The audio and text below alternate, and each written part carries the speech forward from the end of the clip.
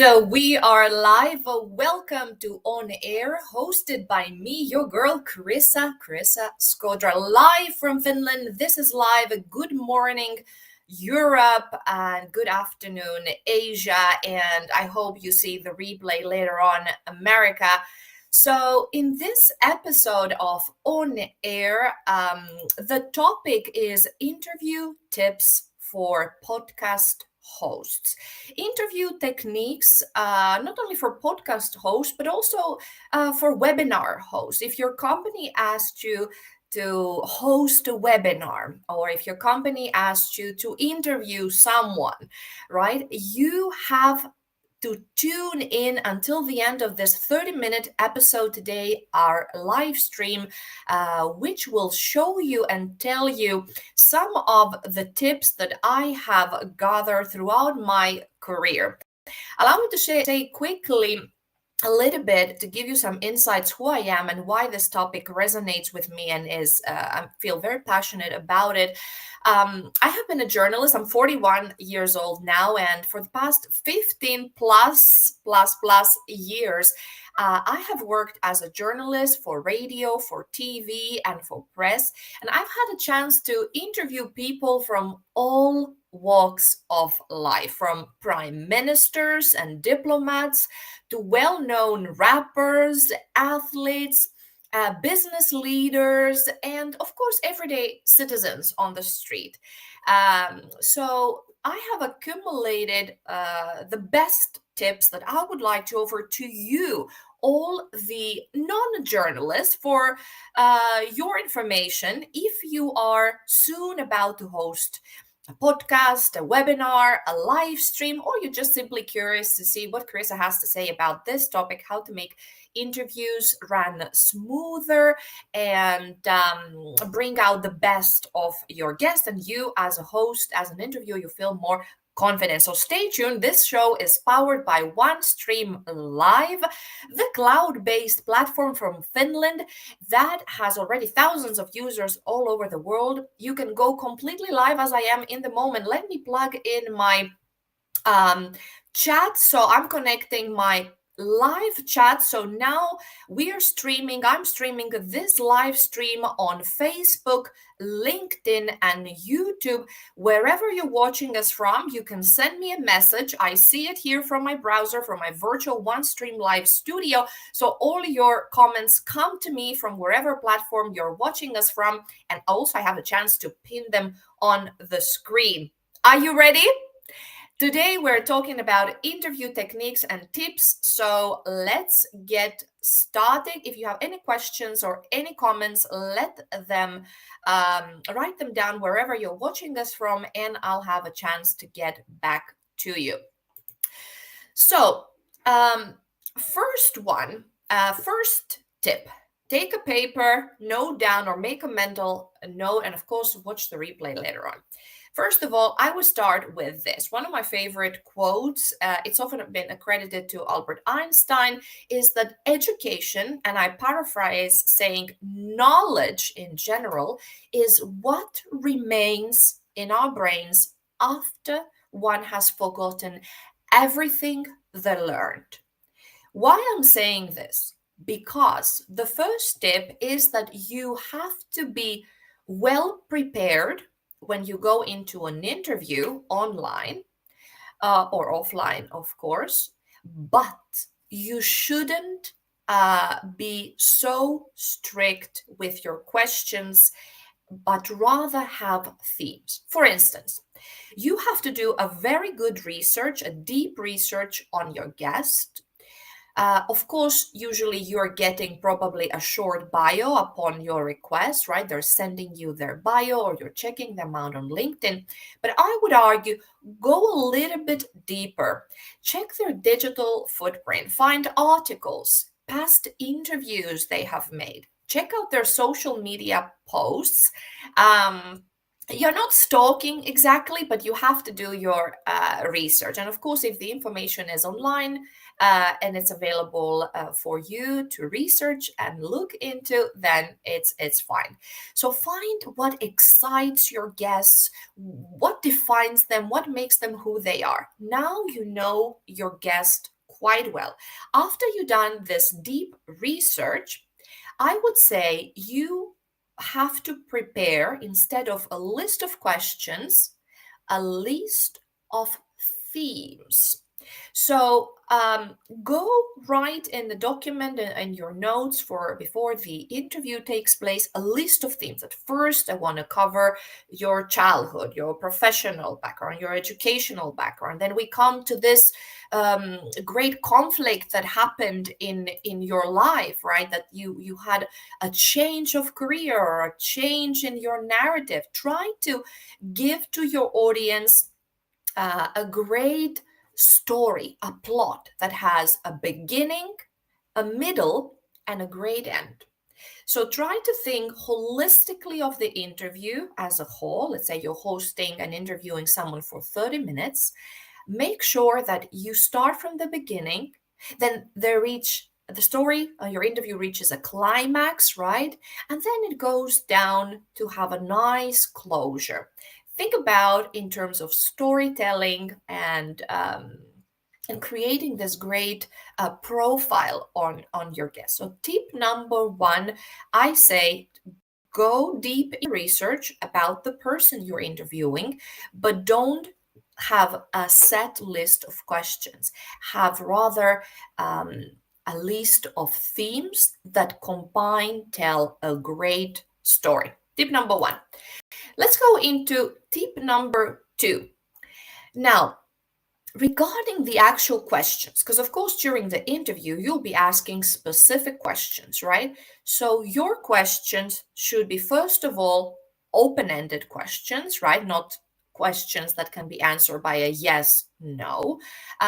Not every guest perhaps is very charismatic and they can start talking on them by themselves. So they might need the question to be formed in such a way that gives them an opportunity to open up their thoughts and thought processes and experiences in a way that makes sense and resonates for the audience as well. So what I say, when you start forming your questions under these themes that you have developed, start with how, why, what was this like? Repeat after me. How, why, what was that like? This way, you, by asking such a question, starting with those question keywords, how, why, what was that like, they have a chance to go really deep and give you really insightful answers, right? So, what was that like? And that leads me perfectly to tip number three. Tip number three is all about active listening. So when you are interviewing someone, it's not about you. It's not about your ego. Of course, it's your personal brand as an interviewer, as a host. You have to show that you're knowledgeable. But the point is that you have to make your guest shine. So by active listening, it means that you have to really listen to the answer they're telling you. And that's why I argue you shouldn't have a list of questions.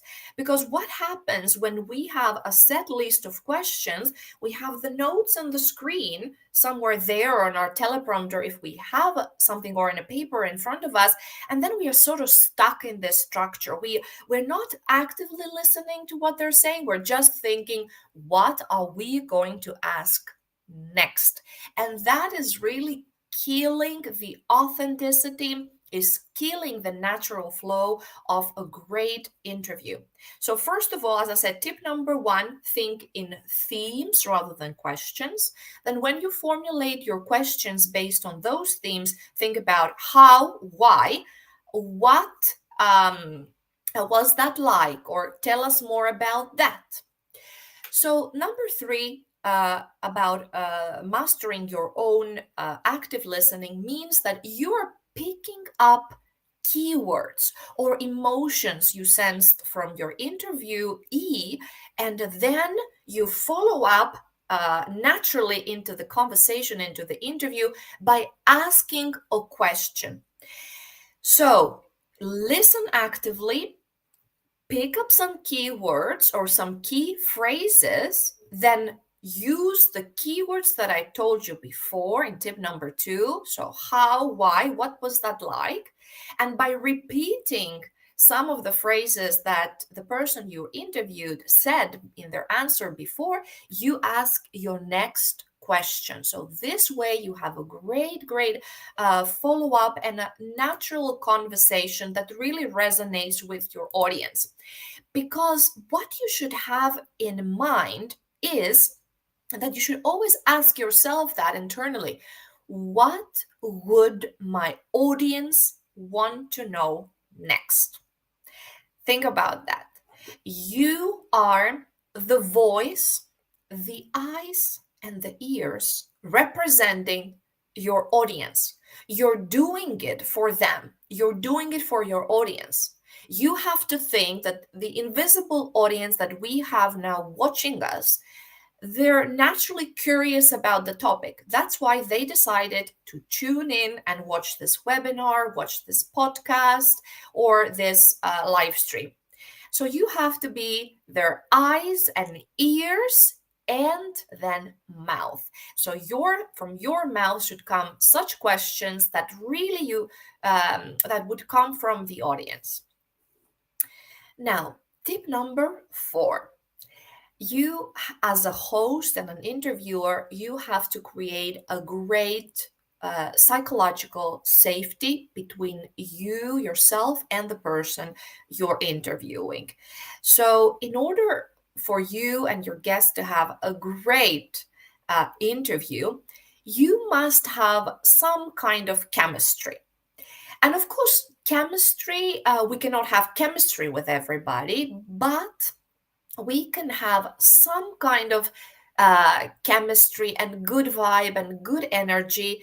And in order to accomplish that, so our interview doesn't feel like an awkward first date. So if you want your interview not to feel awkward, you could perhaps invite your guest before the actual interview, whether you're recording or you're going completely live, and ask them, let's meet online or in person if you're in the same location and it's possible. Let's meet off camera, off mic, and have a short 15-minute chat. So in that time, if it's possible, to meet a little bit before the interview. And I would say not to have the sound check just the same day, but maybe some days or weeks before, so that you feel a little bit each other's energy before you do your research and form the themes and in your mind. Try to assure them that your goal is to make them shine. You want them to succeed. You want them to be the thought leader, the great spokesperson that they are. And your goal is a mediator to bring out the best of them. And this is something that I care deeply about. I want all my guests, all my interviewees to really shine. I try to help them even with my questions to really be the best versions of themselves. Because I think it's important for me as a host and interviewer, for my audience as well, to really take the best knowledge they have. And of course, there's a reason I invited this person on my show or on my podcast or on my webinar. It is because I believe strongly that they have the knowledge. So my role as an interviewer and your role as an interviewer, if you're interviewing people, is to really truly make them shine. So one thing that you have to always remember is that when you're interviewing people, you're not interrogating them, right? Assure them that this is a conversation, right? It's a dialogue. They are the stars. They are the ones that you want to pick their brains and bring all the gems and all the best quotes and the best knowledge from them, as they are the experts, right? There's a reason you invited them. So you don't have to interrogate them or ambush them. So you have to ask even tough or difficult questions with kindness and professionalism. Again, if we're talking about professional topics, everything can be discussed with the right choice of words and the right attitude. If your goal is to bring out the truth or a great story or a great tips from your guest and knowledge, be respectful, and remember, this is not an interrogation. This is just a conversation between two experts, one host and one interviewee. Now, tip number 5. I sort of hinted this in today's on air earlier on. Remember that you, as a host, as an interviewer, it's good to be curious. Curiosity about the topic and about people and about people's purpose in life makes great interviews. So the main point here, what you have to remember as a host, as an interviewer, is that you have to focus on your guest, not on yourself. You shouldn't sound smart. You have to be present, ask curious questions. As I said before, you have to be the listener, the curious listener, the audience at home or at the office. So curiosity is what makes you relatable, makes great content, makes great interviews with natural flow, with a great conversation, with great storytelling. So make sure you check your ego at the door when you're entering an interviewing situation. And again, you are also having your own personal brand. You're also somewhat of an expert if you're asked to host a podcast or host a webinar. So keep that right balance. And remember, the star is the interviewer with your questions. You also establish yourself as a thought leader and a knowledgeable expert on the topic being discussed, but you want to help your guest shine. Now, my last tip is that you have to watch and listen back to your own interviews. If you ever hosted a webinar, or if you hosted a podcast, or if you've done any media, if you've been present, being interviewed yourself on the radio or on TV, I would urge you to look back at this recording and make some notes about yourself. I know that many of you will say that, I don't like my voice, I don't like the way I look, I'd feel so awkward watching back at myself, but this is something you have to do. Repeat, learn, repeat. This is the right progression. This way you will become a master interviewer or even interviewee if you have been in a position to be interviewed. So watch back, listen back to your own interviews, and then notice. If you're an interviewer, notice that, do you interrupt too much, or do you ask great follow-up questions? You should keep doing it. Or if you're interrupting and you feel that now the guest was about to say something nice, and then out of my enthusiasm I try to add my own 2 cents to that, and then sort of they got sidetracked. So did I miss up a follow-up? So were they saying something and then I didn't really hear it? So I wasn't really practicing, as I said, about active listening before. Did I miss something that naturally, now that I see this recording, the replay of our interview, now I was like, I should have asked that. That would have been a great opportunity to ask my follow-up question. So this So ask also your feedback if people are watching you, from your audience, from your family, from your friends, from your colleagues. Make sure that you ask and get that valuable feedback, and I'm pretty sure that there are people in your life, in your network, that they're willing to give you feedback.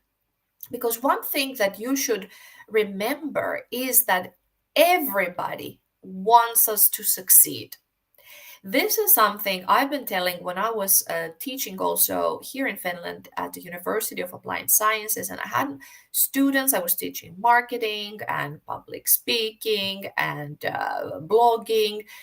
I was telling my young adult students that remember, when you're talking in front of an audience, you have to remember that the audience wants you to succeed. They don't want you to fail. They're with you. And probably you've been in events where the keynote speaker or the host, something happened, they made a mistake or they felt awkward and they said, I lost my word or something. And the audience starts clapping and they encourage you. Don't worry, keep up the good work. They're with you, on your side, so they don't really want you to fail. They've been there, they can empathize with you, and so on. So don't worry about this. So now I have here some comments from LinkedIn. Let's go through the comments. D1 Shamin, a digital marketing specialist, is saying, excellently presented. Thank you, D1. Thank you. Greetings from Finland, from OneStream Live, here hosting the on-air episode focusing on interview tips and techniques. Let me know if you have any questions in the comments. We are streaming live thanks to OneStream Live on Facebook, LinkedIn, and YouTube. So I was allow me to sum up for those who are just tuning in and listening, why how to become a better interviewer and why this following tips matter, really. Whether you I'm not saying that you're all journalists or you should be journalists, but this is some knowledge that I would like to share with you from my professional background in journalism, having interviewed a lot of people from all walks of life, from musicians and athletes to business leaders to politicians, diplomats, and so on. But often people nowadays and companies are hosting a lot of webinars, they're hosting podcasts, they're hosting live streams. So what I argued today and what I want to leave you with is that, first of all, you start by doing a great deep preparation, finding out about your guest, going a little bit deeper than the bio that they're sending you. See their digital footprint, see what they're all about, maybe see if they have a social media presence. You can follow them if they're publicly available information. And then when you've done this preparation, you have to think and prepare in terms of themes for your for the structure of your interview, not just questions, but try to think of stories and narratives, and how can you tell in that 30, 20, 1 hour interview a story that has a beginning, a middle, and an end. So if you will be really proud of watching that recording, and it has a really nice narrative from beginning to end. Number two, once you actually have to voice your actual questions to your guest, think about questions with these words to start with. How? Why? What was that like? Because if you ask a question starting with how, then you get a very insightful answer about the topic you're asking about. Same way with the why question. The why question gives deep insights about the motives, the background, why you ended up doing this, why you decided this career, why this product or service has become so successful. And then they go back and they give you so much insight that it's really deep and layered. They talk about people, teams, conflicts, things that didn't work at first, failures, and now this came as the great solution to this problem. So they go a little bit deeper, and they deep down in their brain, their experience, and they give you really good answers so you can work with, maybe even for a follow-up. And then the third type of question, starting with, what was that like? What was that like? So then it's all about emotion. What was that like? How did that make you feel? Right? It was like this and this and this. It made us feel like a team and we accomplished so many things and so on. So again, you ask those questions: how, why, what was that like? And then we spoke today about tip number 3, mastering the art of active listening. So it's not about asking your next question. You shouldn't get caught in, what am I going to ask next based on this little script that I made? So forget about that. That's what I said in tip number 1. You should have themes, not questions. The questions should come once you go into the webinar, the interview, and so on. You should have the list of themes in front of you and then listen to what your guest is saying. Then you're picking up some of the words, the phrases they're using, and then using the 3 keywords, question words before that I mentioned: how, why, what was that like? You add some of their own words, and then you ask your next question. That would be a perfect follow-up naturally within the conversation, within the interview. And also try to mirror their energy. Pick up also emotions, right? That if you get stuck with a list of questions, you cannot really pick up that energy. If the conversation or the interview naturally goes a little bit on a sadder mode, a more emotional mode, you have to mirror that energy. You cannot just say, okay, let's change subject now, question number 4. No, the audience at home or the audience at the office, wherever they're watching, if they feel like, hey, we felt something now. They were giving you something emotional. You have to resonate with their words and with their emotion. Then you mirror that energy, so you're not just moving technically to the next question and killing that great emotional moment that your interviewee gave to you. So always think, what would my audience like to know next? You are the ears and eyes and the mouth of your audience. You are there to represent also your audience. So think about these tips. And then I spoke earlier about the importance of creating that psychological safety between you and your guests, so you can warm them up a little bit off camera and off mic if you have a short walkthrough with them, or get to know some days before, some weeks before the actual interview. And this way they would feel maybe that they know you a little bit better, and then you have a chance to assure them that you are there to make them shine.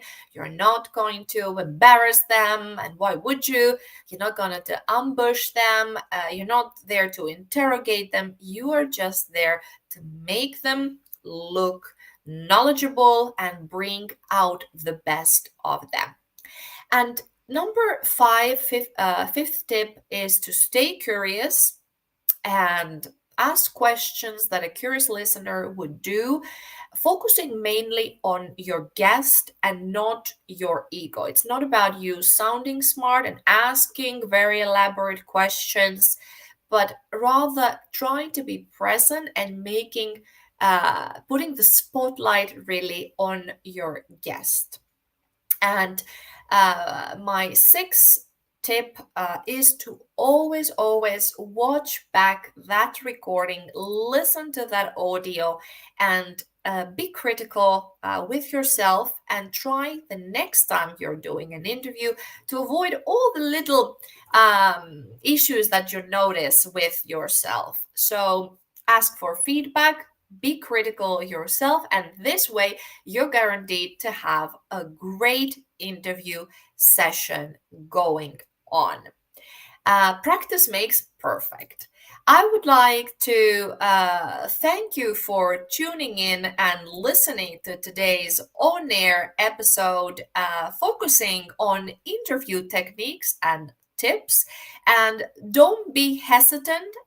Check out OneStream.live for your chance to create beautifully branded, as I'm doing now. This is my OneStream Live studio. I have a chance to bring all kinds of banners. As you see here, I'm changing the graphics and so on. And you have a chance from this one stream to multi-stream to multiple destinations. You can plug in and connect all your social media, all your websites, so you can stream on your website, you can stream on your social media.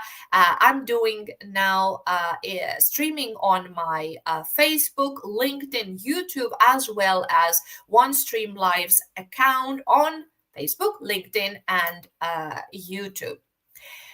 So this has been One Air with Chryssa. I'll leave you for today. If you have any thoughts, any ideas, let me know in the comments below. You can watch the replay as many times as you want in all the native apps. And I'll be checking your comments for later on as well and get back to you. So remember, check out OneStream.live. You can try it for free. It's a great tool that enables you, companies, brands, people to create amazing content. Either you can pre-record or go completely live. So thank you for tuning in, and I'll see you next time. Kisses. Bye.